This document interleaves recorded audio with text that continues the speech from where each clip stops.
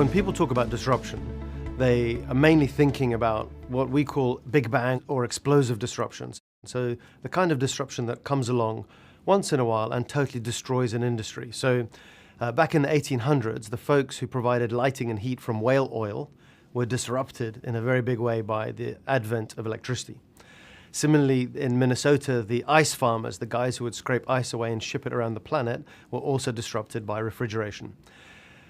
More recently, you might think of satellite navigation systems like TomTom being disrupted by the smartphone with applications like Google Maps. And those are indeed seismic changes where a whole industry can go away. We don't believe that's actually the most common or pervasive type of disruption. The much more common form and more insidious is compressive disruption. This is the kind of disruption that takes place over decades, like 2 or 3 decades, where the incumbent companies have a range of new entrants coming in with new business models that nibble away at the edges of the profit stream of that industry, and thereby squeezing them over time.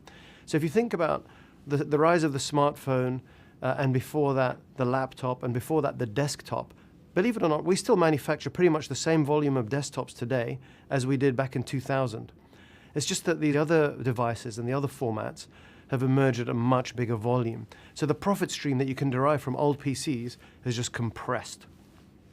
Now, what's the big deal? Well, the big deal is if your profit streams become compressed in your core business, your capacity to invest in the new is diminished.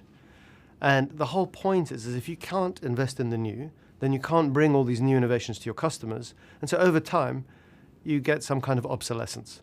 And so, again, our job at Accenture is to help our clients see the new innovations early enough, understand which ones are most relevant, and figure out how to scale those innovations in their existing business models.